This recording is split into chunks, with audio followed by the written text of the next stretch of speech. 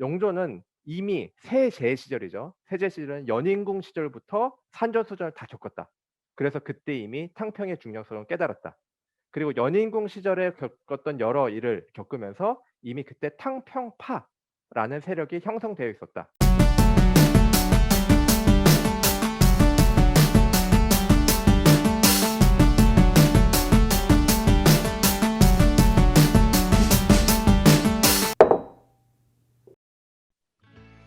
네, 안녕하십니까. 북한산입니다. 네, 오늘 소개할 논문은 요렇게 질문을 던지면 시작하면 좋을 것 같아요. 영조라는 사람 있잖아요. 영조란 임금은 도대체 언제부터 어떤 계기로 탕평책이라는 걸 해야겠다라는 생각을 가졌을까? 요런 질문을 가지고 이 논문을 시작하면 좋을 것 같아요. 그래서 이 질문에 대해서 논문은 최종적으로 결론부터 말하자면 요렇게 대답을 합니다. 영조는 이미 세제 시절이죠. 세제 시절은 연인궁 시절부터 산전수전을 다 겪었다. 그래서 그때 이미 탕평의 중요성을 깨달았다.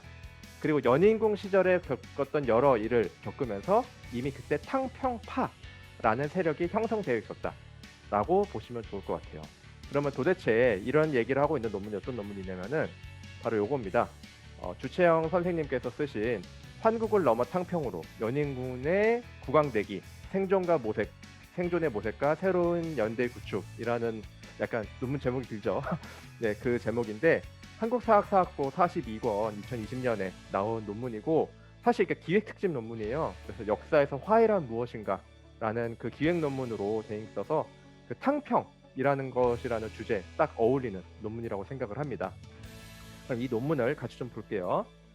자, 이 논문은 뭐가 새롭냐라는 건데 기존에서도 이제 연인군, 영조의 세제 시절을 연인군 시절이라고 하거든요.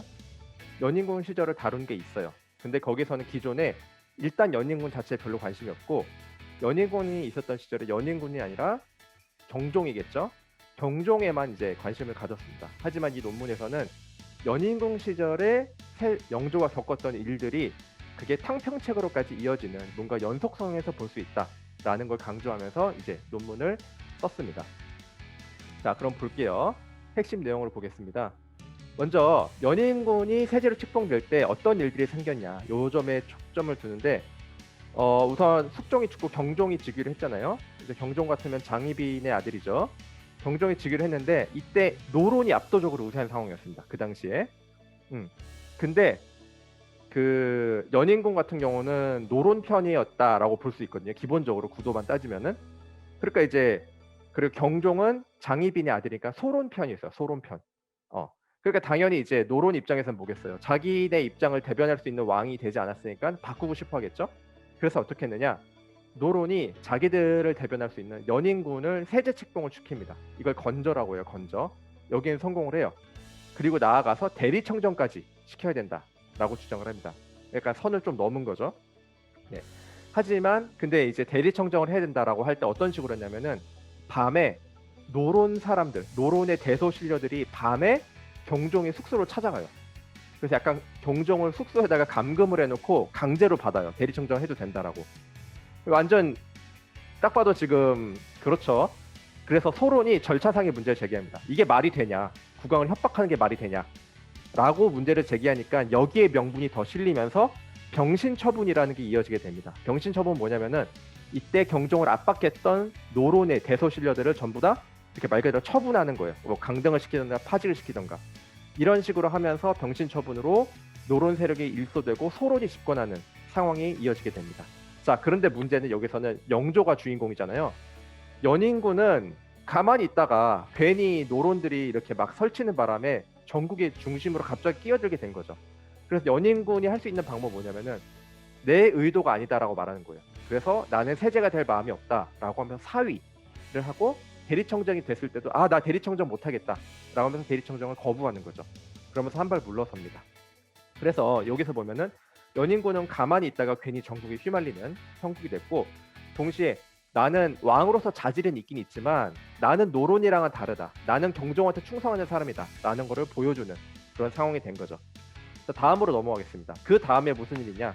드디어 연인군 암살 사건이 생깁니다. 암살 사건. 암살 시도라고 되어 있으니까 암살 되진 않았죠. 당연히. 그래서 이제 노론이 물러나고 경종과 소론들이 장악한 상태에서 연인군 암살 시도가 있습니다. 그래서 연인군이 상서를 올려서 나 암살 당할 뻔했으니까 내 연인군 못 해먹겠다 이제 세제 못하겠다 라고 하면서 내려오려고 해요. 근데 보통 이렇게 되면 중요한 사건이니까 조사가 들어간 게 맞잖아요. 이때 주도자가 환관 박상검이라는 사람인데 이 사람이 경종의 측근이었어요. 그래서 경종이 조사를 제대로 안 하고 그냥 덮어줘요. 덮어줬는데 이때 대비하고 연인군이 공론화를 하면서 이 문제를 자꾸 키우는 거예요. 자꾸 키우니까 경종을 압박하는 카드로 쓸 수 있겠죠. 자, 그래서 경종을 압박해서 결국 연인군이 승리를 이끌어내는데 근데 여기서 중요한 건 이 과정에서 조태후하고 송인명이라는 사람이 있어요. 이 사람들은 누구냐면은 세자 시강원이라고 해서 세자 소속으로 있던 사람들이에요. 그래서 이 사람들이 세자 편을 들어주면서 이제 연인군 주변에 새로운 세력이 형성되는 거죠.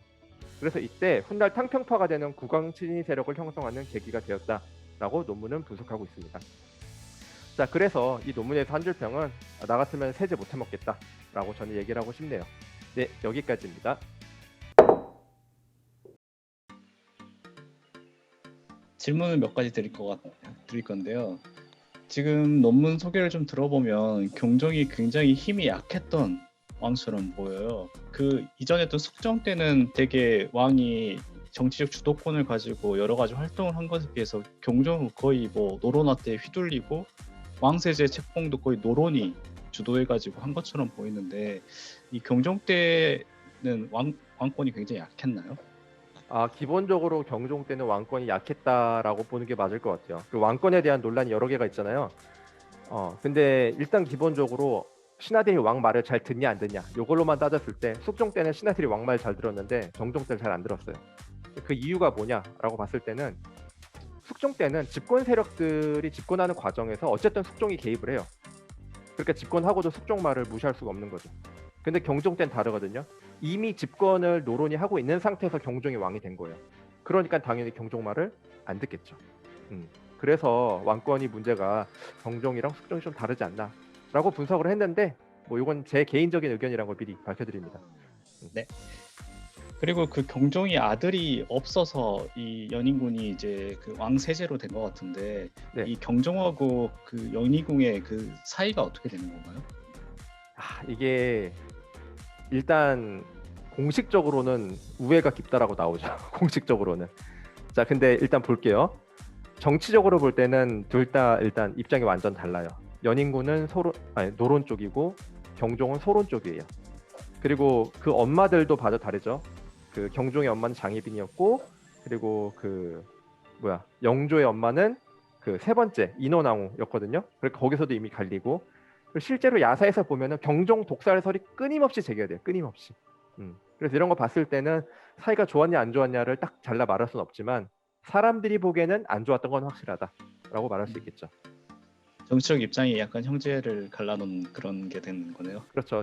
형제인데 둘이 완전 다른 정파에 소속돼 있습니다. 네.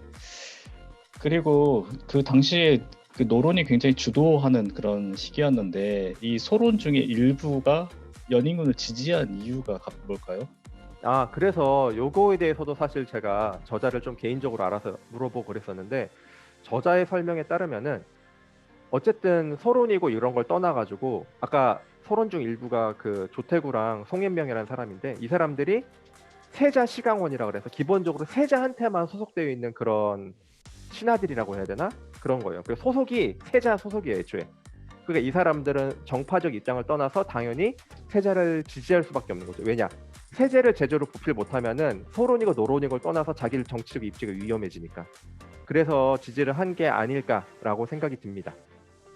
어떻게 보면 그 직책에 따라서 어쩔 수 없는 그 사람들도 선택일 수. 그렇죠. 뭐 어쩔 수 없는 상황에 직책을 맡게 된 거죠. 그렇죠. 예. 이 왕세제인 연인군이 잘 나가야 나도 나중에 성공할 수 있으니 그걸 지지를 해야 되겠다라는 어떤 그런 입장이었던 것 같고요. 그렇죠. 그러면 이 연인군이 왕세제가 되기 전에 이 노론하고 관계는 어떻게 봐야 되나요? 지금 이제 세제가 된 다음에 약간 문제들이 그걸 주로 다루어진 것 같아가지고 왕세제 이전 때는 그러면 네네 이전 때는 과연 이 연인군 그러니까 영조의 입장은 어땠을까라는 게 궁금하거든요. 일단 숙종 때가 어땠는지까지는 논문에서 밝히고 있진 않아서 저도 저게 정확한 지식이 없어서 거기에 대해서 제가 말을 함부로 할 수는 없을 것 같아요. 네. 일단 좀 궁금한 부분이네요. 왜냐면 이게 왕세제가 된 입장하고 그 전에 정책 입장이 만약에 완전히 180도 달라졌다, 혹은 네네. 그대로 유지됐다. 이거에 따라서 또 해석의 여지가 굉장히 달라질 수 있는 문제니까 그렇죠. 근데 좀 이제 궁금한 문제인 것 같아요. 그런 네. 얘기가 있긴 있어요. 일단 숙종 후반 때는 노론이 완전 집권하고 있는 상황이었고, 이게 야사인지 정확히 문헌에 근거가 있는지 모르겠는데 네. 영조가 경종을 왕에 올리면서 이런 얘기를 했대요. 너 다음 왕은 영조가 돼야 된다. 라는 얘기를 했다는 걸 제가 어디서 본 적이 있거든요. 논문에서 밝혔던 것 같기도 한데, 그런 걸 봤을 때 영조의 일단 정치적 입증은 경종이 즉위할 당시부터 노론 쪽으로 기울어져 있는 상태다라고 볼 수 있고, 일단 그리고 세제는 기본적으로 자기가 어떻게 정치적 입지를 밝힐 수 있는 상황은 아니었어요. 상황 자체가. 그리고 아까 전에 세제가 되기 전이라 그랬는데 경종이 즉위하자마자 세제 책봉이 이루어지거든요. 이것도 되게 드문 케이스예요. 왜냐면 경종이 애를 낳을 수도 있잖아요. 근데 애를 낳는 거 기다리지 않고 세제 책봉시켜 버리는 거예요. 노론이 이렇게 압박을 해가지고.